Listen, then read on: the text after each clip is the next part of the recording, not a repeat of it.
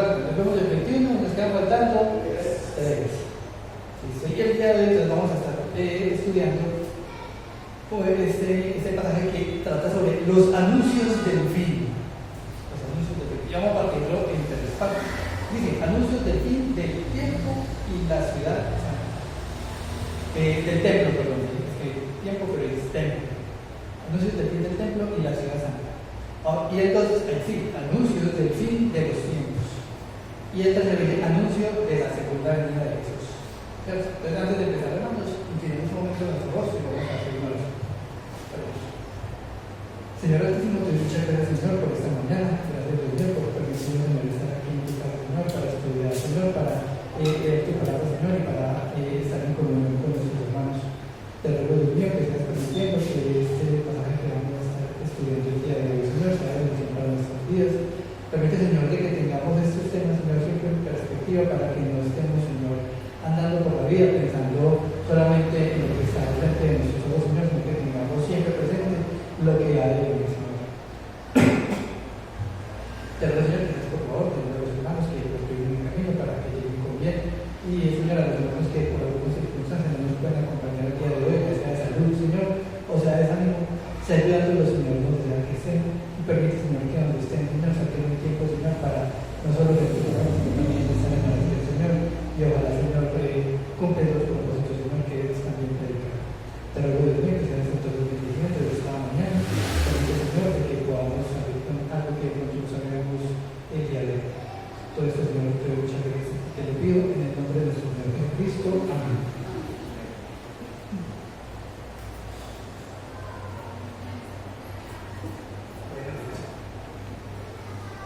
Bueno, entonces, recordemos, o tengamos presentes, hermanos, esta verdad central del día de hoy. Dice, así como se cumplió el anuncio de Jesús respecto al templo y Jerusalén, también se cumplirá lo dicho sobre su segunda venida y el fin de los tiempos.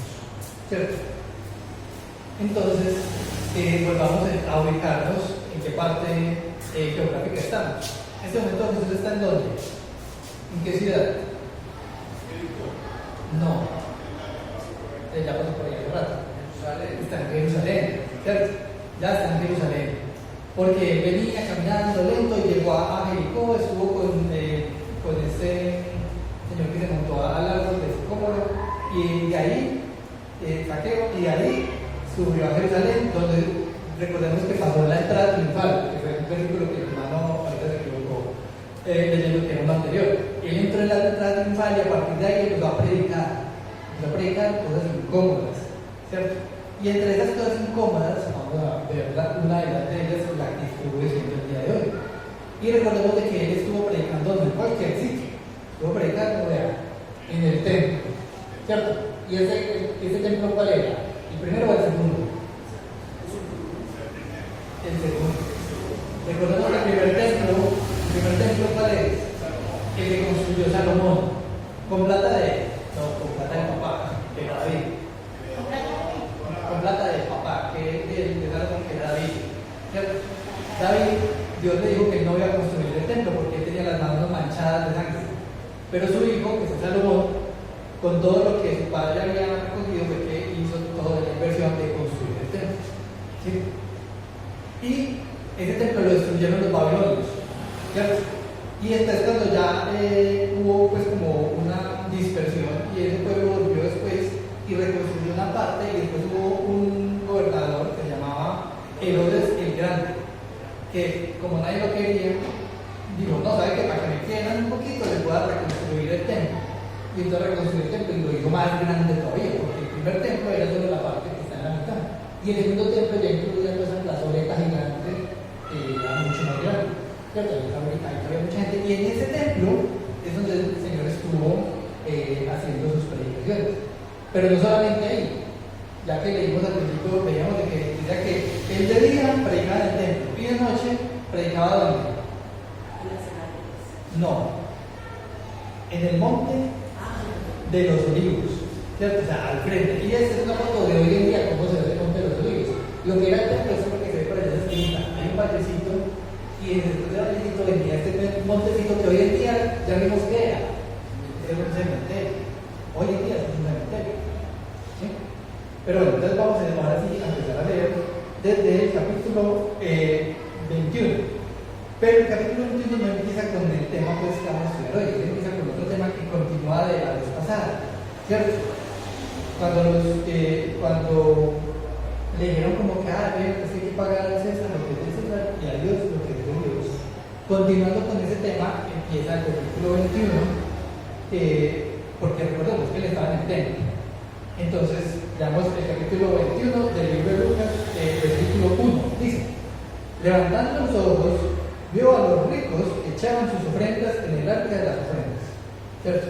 Porque allá como funcionaba, no es como hacemos aquí que pasa alguien, ¿cierto? El hermano Juan con la bolsita, ¿cierto? A recoger, no. En ese lugar tenían directamente una caja, y en esa caja tenía pues una boquilla y por ahí tenían las ofrendas, ¿cierto? Las ofrendas y los hierros. Y dice que vio a los ricos que llevaban las ofrendas, ¿cierto? Pero en el versículo 2 dice: vio también a una viuda muy pobre que echaba allí 2 blancas. Y recuerda que las blancas eran las moneditas más pequeñitas que había. ¿Cierto? Es como si uno dijera, no, venga, ¿cuál es la moneda? Así como, pues no la más chiquita, porque la más chiquita es de 50 pesos. Pero digamos una moneda más o menos útil, no sé, por 1000 pesos, cosas así. ¿Cierto? Sí, pues depende del momento, pero entonces es como, era suficiente como para poder comprarse un pan, ¿cierto? Pero el pan era muy poquito. Entonces, llega el Señor Jesús en el versículo 3 y dice, y dijo: en verdad os digo que esta viuda pobre echó más que todos, porque todos aquellos que echaron para las ofrendas de Dios de lo que les sobra, ¿cómo es? Las ofrendas de Dios de lo que les sobra, sí, ellos echaron para las ofrendas de Dios de lo que les sobra, mas esta de su pobreza echó todo el sustento que tenía. Claro, esto es un ejemplo que nos da de que cuando pues Dios en el Antiguo Testamento le dijo al pueblo: ustedes tienen que separar el 10% de lo que sea que tengan. Que esto sí tiene mucho, pues obviamente el 10% va a ser mucho, ¿cierto? Si uno dice, es que mi salario es 1.000.000 de pesos, entonces uno dice, ¿cuál es el 10%? El 10% son 100.000 pesos, ¿cierto? Pero es que es que alguien que le va muy bien y dice, no, es que yo gano son 10 millones de pesos. Entonces, el 10% de 10 millones es 1 millón de pesos.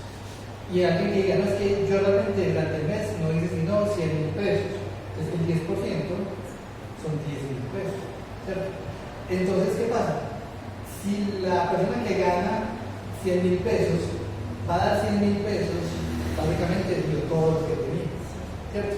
En cambio, ¿qué pasa si el de 10 millones da 100.000 pesos? Eso porcentualmente no es nada. Entonces, eso fue un jalón de orejas, ¿cierto? Desde el lado del Señor a decir, venga, es que usted por más plata que dé, es que el Señor no está buscando la cantidad por cantidad, ¿cierto? Él lo que está buscando es que usted sea responsable y piense que todo lo que el Señor le da a uno es de Él, ¿cierto? Y que con respecto a lo que Él nos provee, nosotros separamos. No porque, es que Él es pobre y necesita el dinero, no, es que la iglesia, sí, obviamente, sin las ofrendas de los hermanos y el diezmo, la iglesia no tiene cómo funcionar. Pero Dios no está buscando plata perder, porque muchas iglesias están por ese lado. Dicen, no, se tiene que ofrendar y ofrendar, y no funciona así. Eso es un tema de relación con el Señor. Dios mío, tú me provees, y lo que me provees yo separo. Esa parte de separar, ¿cierto? Para el Señor, esa es la parte importante, no tanto la cantidad. Hacemos por amor al Señor, no porque nos va a pagar cosas, por amor al Señor. Porque el Señor no está buscando que la iglesia se llene de dinero, no, eso no tiene sentido, ¿cierto? Sino que lo que está buscando es nuestro corazón, que tengamos muy claras nuestras prioridades, ¿sí? Porque lo único, los que echaban eso era el mismo para ellos, ¿cierto? En cambio para la viuda pobre, eso era todo, ya no tenía más, ¿cierto? Listo, después de este pequeño mini paréntesis, porque eso es como una conclusión de lo que estudiamos la semana pasada, entonces viene la primera parte importante de este tema, que dice, recuerden que ahí me equivoqué, no es señales del fin del tiempo, sino del templo. Ahí tuve un. Bueno, entonces se escribió. Entonces dice, anuncios del fin del templo y la ciudad santa. ¿Y qué vemos ahí en la foto? Esas son unas piedras, pero no son piedras. Eso hay una sección de allá en Jerusalén que han excavado y la verdad es que lo dejaron así como lo fueron encontrando. Y son piedras que eran del templo, ¿sí? Y así como que literal todo por el. De hecho, recuerden que de las cosas que eran del templo quedan muy poquitas en pie. Cuando uno habla de que no, que es el muro de los lamentos, ese es el único pedacito de ese muro que era el que daba la vuelta en el templo que quedó en pie. Entonces esto, casi todo quedó desmenuzado. Y lo que ha pasado en el tiempo es que lo han reconstruido porque son las mismas piedras, no tienen diferencia. Y viene siendo que esta es una sección de puras profecías. O sea, a partir de este pasaje vamos a estar viendo un montón de profecías. Entonces, hermanos, hay una cosa con las profecías, ¿cierto? Y es que las profecías, en la medida en que uno las va leyendo, hay que tener mucho cuidado. ¿Por qué? Porque algunas partes de las profecías quizás ya se cumplieron y otras de pronto no. ¿Y qué pasa? A veces, por ser profecías, uno no va a estar muy seguro de eso a qué se refiere. Entonces, hermanos, tenemos que ser cuidadosos al momento de leer las profecías. ¿Por qué? Porque de ahí uno se puede imaginar muchas cosas. Y está bien, claro, uno va leyendo y uno va, la mente va como relacionando esto con esto otro y esto con esto otro. ¿Y qué pasa? Al momento de hacer lo que llaman exégesis, ¿cierto? Es decir, un estudio juicioso de las escrituras, hay que tener cuidado porque uno puede leer un pedacito, pero con eso no se puede quedar. Hay que empezar a estudiar otras partes. Entonces vamos a empezar a leer. Estamos en el capítulo 21 del libro de Lucas y vamos a empezar con el versículo 5. Y dice, y unos que hablaban de que el templo estaba adornado de hermosas piedras y ofrendas votivas, dijo, en cuanto a estas cosas que veis, días vendrán en que no quedará piedra sobre piedra que no sea destruida. ¿Sí? Y entonces al escuchar eso fue una cosa, uy, mira que esto está muy raro, porque recordemos de que ellos estaban en un lugar hermosísimo. O sea, aquí lo vemos como eso es una representación como en 3D, pero las piedras eran más blancas y blancas, no tanto como amarillas, sino más bien blancas. Entonces eso era una cosa así brillante, se veía de luz. Y dice el versículo 7, y le preguntaron diciendo, maestro, ¿cuándo será esto? ¿Y qué señal habrá cuando estas cosas estén para suceder? Pues claro, que usted le diga que todo esto lo van a destruir, es que eso es una cosa chocante, ¿cierto? Y una persona que ellos tenían al templo como lugar más sagrado e importante. Claro, sí, porque la gente, imagina que Dios había dicho que no se podría curar en el nombre de Dios, ¿cierto? Eso era el mandamiento, ¿cierto? No será el nombre de Dios en vano. Entonces ellos cuando juraban, no juraban en el nombre de Dios. Pero entonces, así como pasó hoy en día, entonces, como no puedo eso, entonces lo hago de una manera muy diferente. Entonces ellos llegaban y juraban por el templo. O sea, pues, así de importante lo tenían, pero eso se les empezó a volver como hasta cierto punto una idolatría, porque tenían al templo como algo guau. Sí. Muchos sí, obviamente no todos, pero muchos ya tenían al templo como algo pues, como entonces cuando el Señor Jesús dice que esto va a quedar destruido totalmente, entonces ellos obviamente dicen, ay, ¿cuándo sucederá esto? Y ahí es donde empiezan las profecías. Entonces dice, versículo 8, dice, él entonces dijo, ¿y cómo empieza el Señor? ¿Qué dice ahí? Mirad que no seáis engañados. Entonces hay que tener cuidado porque justamente cuando hablamos de profecías es muy fácil caer, ¿cierto? Porque a uno que le digan lo que va a pasar más adelante, wow, estoy mismo, todo el mundo está ahí pendiente, ¿cierto? ¿Sí? Así como cuando llegan y, por ejemplo, llegan y entrevistan a alguien y dicen, no, acá que este predice el futuro. Entonces todo el mundo está ahí pendiente a ver qué dice. Entonces él directamente, el Señor Jesús directamente empieza con la advertencia, dice, mirad que no seáis engañados. Entonces ahí empieza, ¿por qué? Porque vendrán muchos en mi nombre diciendo, yo soy el Cristo. Y el tiempo está cerca. Mas no vayáis en pos de él. Cuando ustedes han escuchado recientemente predicadores que digan que el tiempo está cerca. Sí, pero uno ve señales, por decir algo. Ah, claro, no, es que. Por ejemplo, señales, uno dice, ay, el Señor dice tal parte que va a suceder tal y tal cosa, y entonces, y eso se parece a lo que dice acá la palabra del Señor. Uno sabe que sí, ya no es el mismo tiempo de antes, sino que ahora es un tiempo que ya ha pasado, y que puede el Señor estar por venir. Eso. El Señor está por venir. Es que esa es una realidad.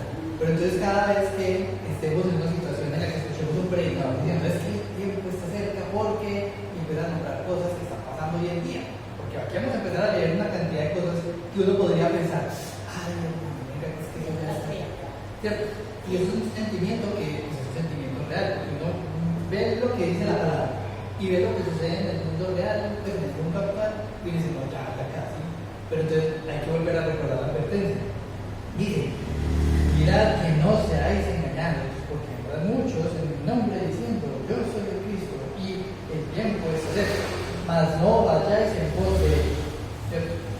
¿Por qué? Porque entonces ahí va, es la primera advertencia que durante todo el pasaje tenemos que recordar de que va a llegar gente que va a tratar de sacar rédito de esta realidad que es lo que va a suceder. Entonces tengamos en mente dos cosas. Uno, que cuando alguien nos venga con eso es como, sí, pero tenemos que ir en pos de ellos.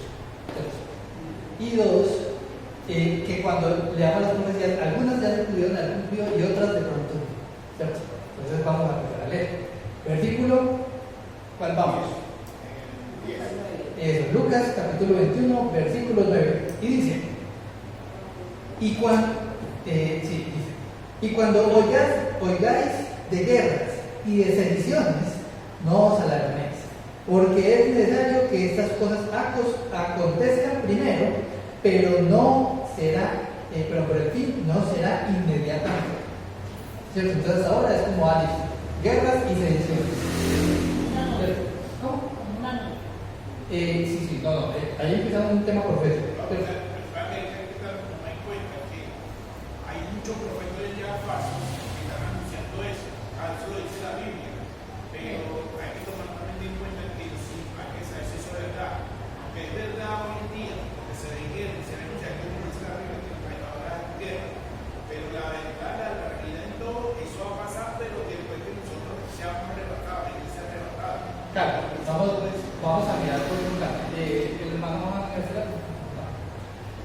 vamos a leer, porque entonces ese pedacito uno le empieza a leer y dice, ay, ya leí. Pero hermanos, ¿eso ya pasó?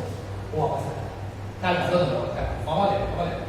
Entonces, a ver, van a oír de guerras y de sediciones. Y dice que no hay que alarmarse porque es necesario que estas cosas acontezcan primero, pero no será el fin inmediato. Entonces dijo, se levantará nación contra nación y reino contra reino, y habrá grandes terremotos y en diferentes lugares hambres y pestilencias, y habrá terror y grandes señales en el cielo. Eso ya pasó. Eso ya pasó. Aparentemente, no. Entonces ahí hay una pequeña cosita muy chistosa porque era que empieza a decir. Entonces les digo, ¿eso qué quiere decir? Que pareciera que hubiera como una separación entre lo anterior y lo que acaba de decir. ¿Okay? Y continuamos en el 11. En el 12. Dice, pero antes de todas estas cosas os echarán mano y os perseguirán y os entregarán a las sinagogas y a las cárceles y seréis llevados ante reyes y ante gobernadores por causa de mi nombre. Hermanos, eso ya pasó.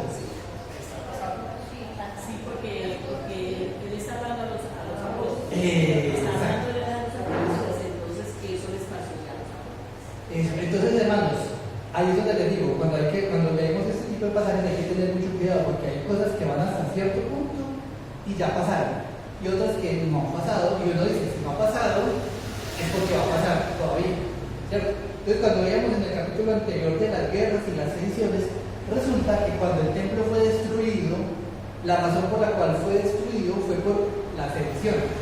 ¿Sí saben qué es sedición? ¿Qué significa sedición? Sedición es lo que hacen los guerrilleros. Entonces, cuando llegan y se revela un grupo de personas contra el gobierno que había en ese momento. Resulta que habían una especie como de grupo guerrillero de los judíos que llamaban los celotes. Y por culpa de ellos hicieron una sedición contra el Imperio Romano. Y eso fue lo que desencadenó que los romanos mandaran a su ejército y terminaran en el año 70. En el año 70 no había pasado todavía, están alrededor del año 30 ya. En el año 70, después del Señor Jesucristo, destruyeron Jerusalén. Y la profecía de que el templo lo iban a destruir se cumplió ese día. ¿Cierto?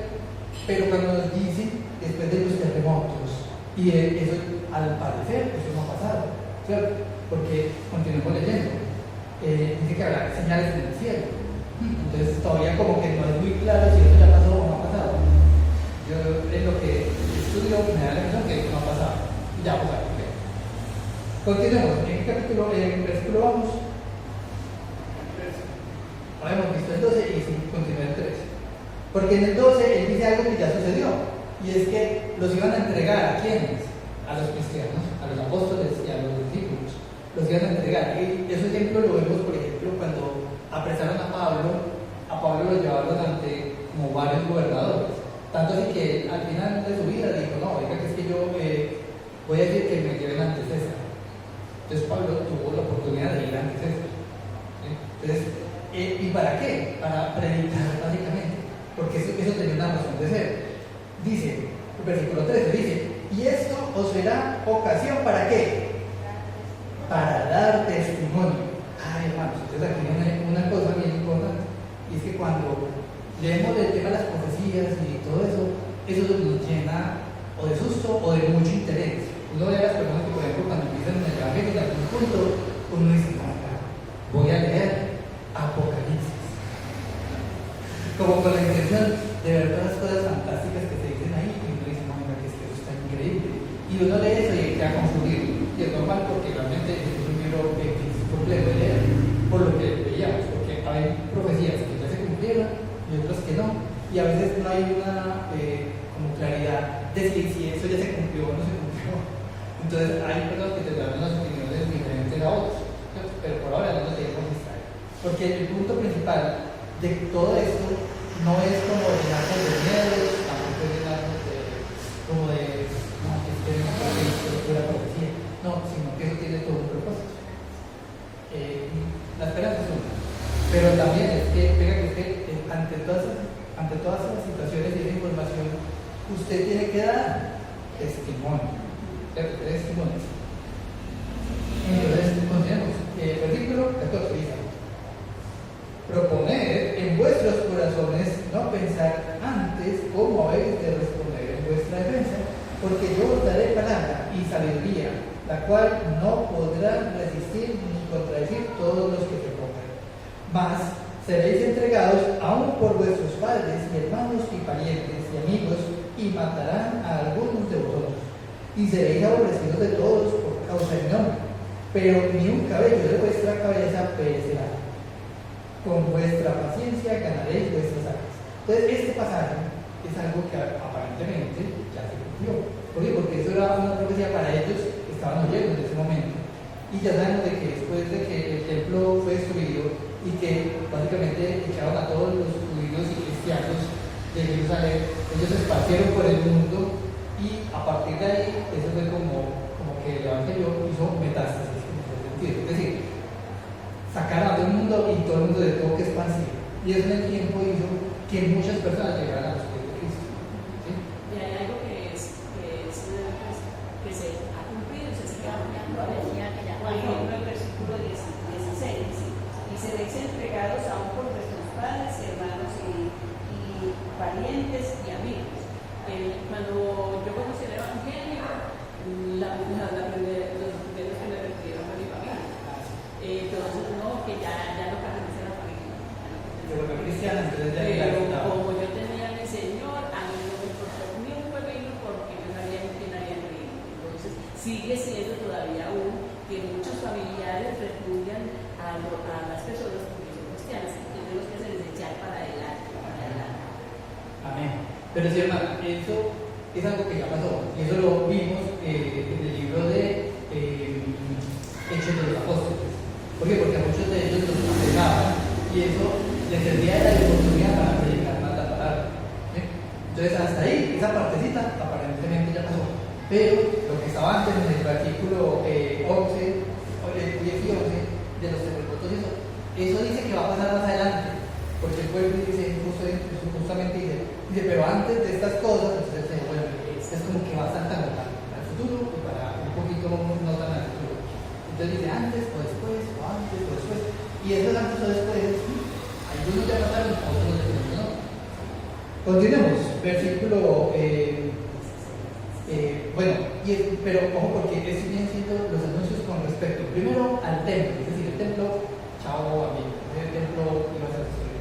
Y Jerusalén también.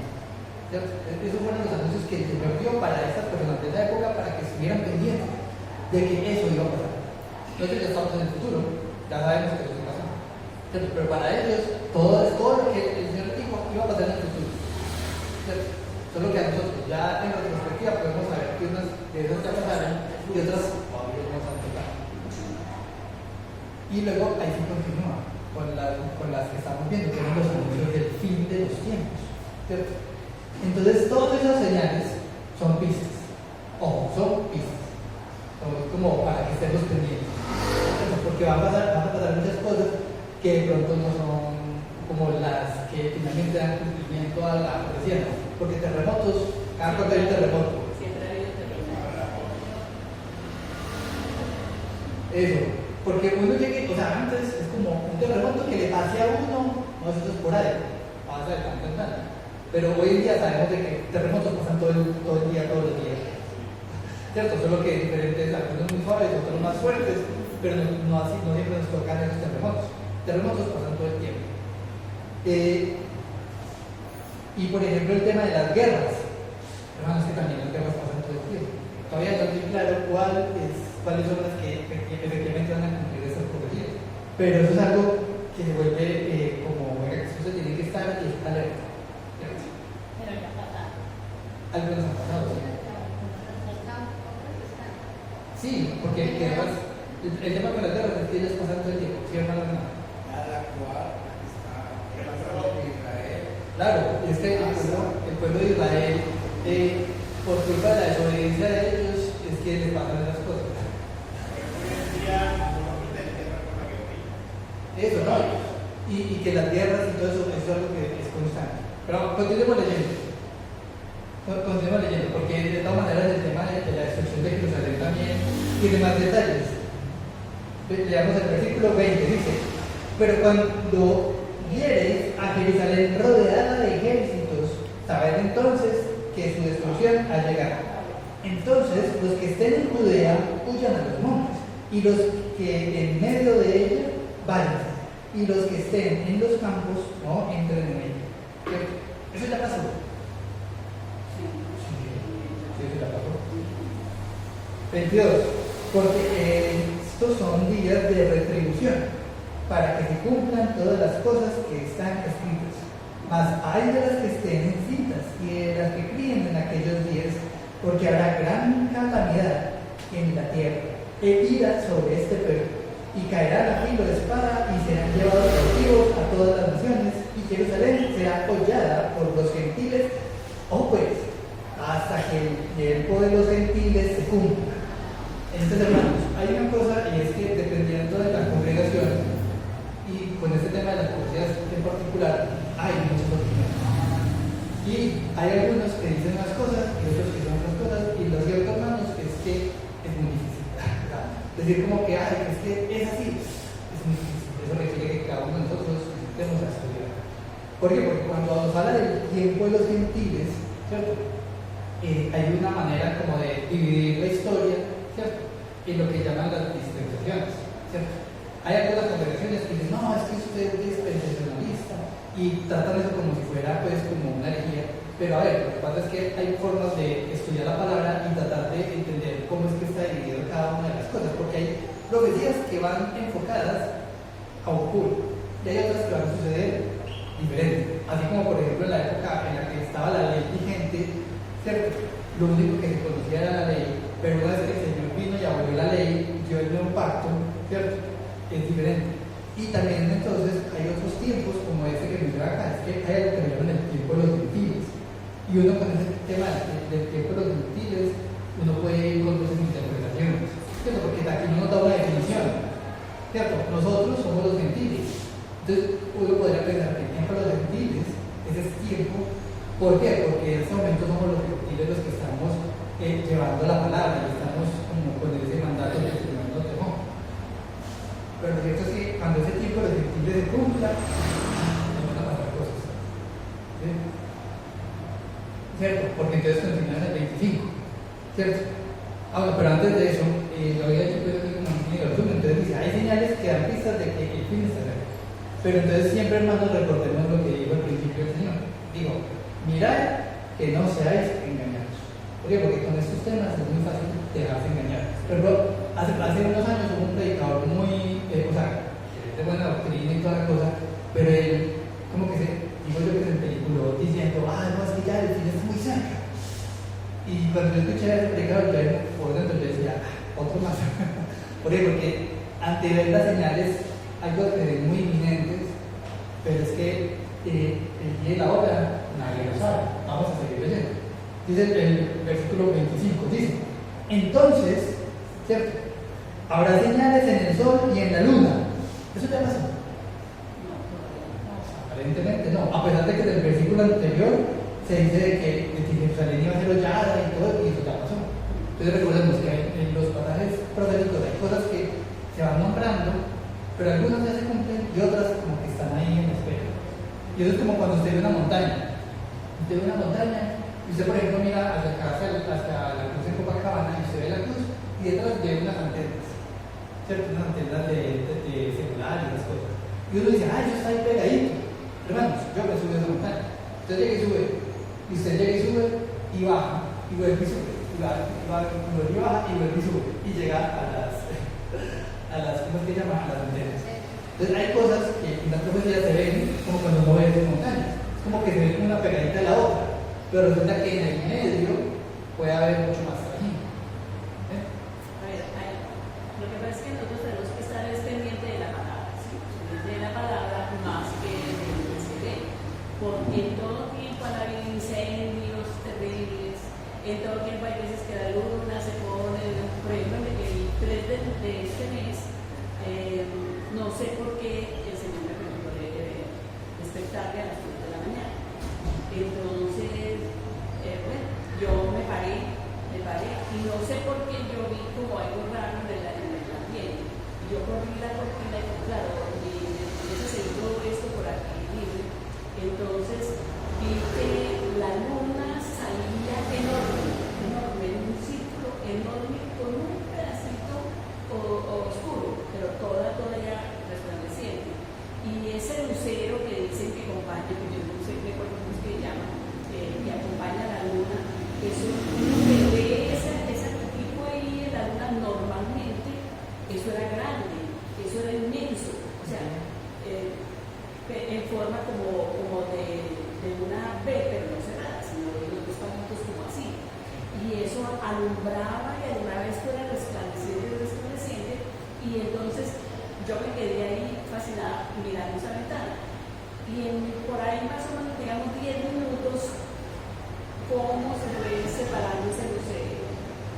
Pero en una forma, fue distanciándose de la luna más rápido que la luna se son cosas que yo en mi vida nunca había llegado a ver, pero yo por eso no voy a decir que ya pasó esto y ya pasó esto. Esa es la cosa, exacto. Uno tiene que leer las escrituras para poder saber. Incendios han habido, terremotos y cosas terribles han habido, y no por eso la tierra no se ha acabado. Eso, porque sí va a haber un momento en el que va a haber cumplimiento de esas profecías.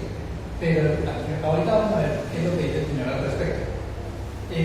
Sigamos leyendo. Entonces, versículo 25 dice: entonces habrá señales en el sol, en la luna y en las estrellas, y en la tierra angustia de las gentes, confundidas a causa del camino del mal y de las olas, desfalleciendo los hombres por el temor y la expectación de las cosas que sobrevendrán en la tierra, porque las potencias de los cielos serán conmovidas.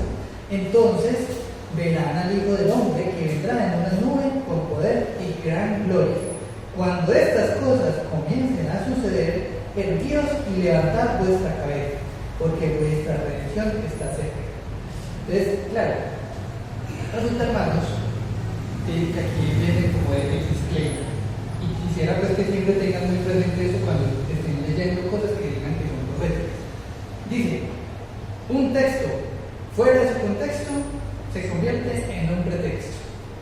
Entonces, hermanos, siempre que vayamos a leer profecías, tenemos que estar muy claros que estamos leyendo profecía, ¿cierto? Porque, ¿qué otros estilos literarios hay? Hay estilos históricos, ¿cierto? Hay parábolas, ¿cierto? Y hay profecía. Entonces, cuando vayamos a leer profecías, tenemos que tener muy claro que eso es una profecía. Y que las profecías, pues también hay que leerlas en su contexto. Solo que el contexto de las profecías es muy amplio y requiere mucho estudio. Entonces, el segundo es lo que les decía más temprano. La exégesis de las profecías es difícil, por eso es importante estudiar cada vez más, ¿cierto? Y en donde, particularmente en el Nuevo Testamento, donde encontramos la mayoría de las profecías. Primero las vamos a encontrar en esos pasajes que vemos de los evangelios, ¿cierto? También los vamos a encontrar en el libro de Apocalipsis, ¿cierto? Y también, curiosamente, se van a encontrar en varios profetas del Antiguo Testamento. En particular, yo no sé si ustedes sabían, pero el libro de Daniel lo consideran el Apocalipsis del Antiguo Testamento. ¿Sí? El Apocalipsis del Antiguo Testamento. ¿Por qué? Porque en el libro de Daniel, a Daniel le tocó ver varias visiones que cuando uno las lee, todas son profecías sobre muchas cosas, incluyendo los imperios que hubo en el pasado y también varias situaciones que van a pasar, no necesariamente de imperios, pero sí de naciones que van a pasar en el futuro. Son cosas que, por ejemplo, a veces uno llega va leyendo eso y uno empieza a pensar en lo que pasa actualmente y uno empieza a ver las similitudes. ¿Cierto? Pero ¿qué pasa? Con eso no tenemos que asustarnos. ¿Cierto? ¿Qué dice cuál debe ser la actitud cuando esas cosas ya sean inminentes? Hay algo que nosotros debemos hacer, y es cualquier cosa que nosotros veamos que es como algo raro, fuera de lo común, simplemente digamos al Señor, no sabemos el día y la hora, no sabemos en qué momento ha de venir el Señor, solamente perdóname y manténme, Señor, que yo me mantenga bien contigo, porque no sabemos el día y la hora. Eso, pero entonces cuando usted lee esas cosas, ¿usted le da miedo? No. O sea, no, alguien le da miedo, o le da como un sustico. No miedo pues como pero sí un sustico como unos nervios. Como un temorito también, ¿no? Con las cosas de Dios. Sí, hay un temor natural ante esas cosas que van a suceder. Pero hermanos, aquí viene un tema, ya es decir, de práctico, de la actitud que tenemos que tener ante esta información. Y el versículo 28 dice, cuando estas cosas comiencen a suceder, ¿cuál es nuestra actitud? Versículo 28 del 21. La palabra que dice, la palabra de la cabeza que hay que ser. Erguidos. Erguidos. O sea, no, erguidos.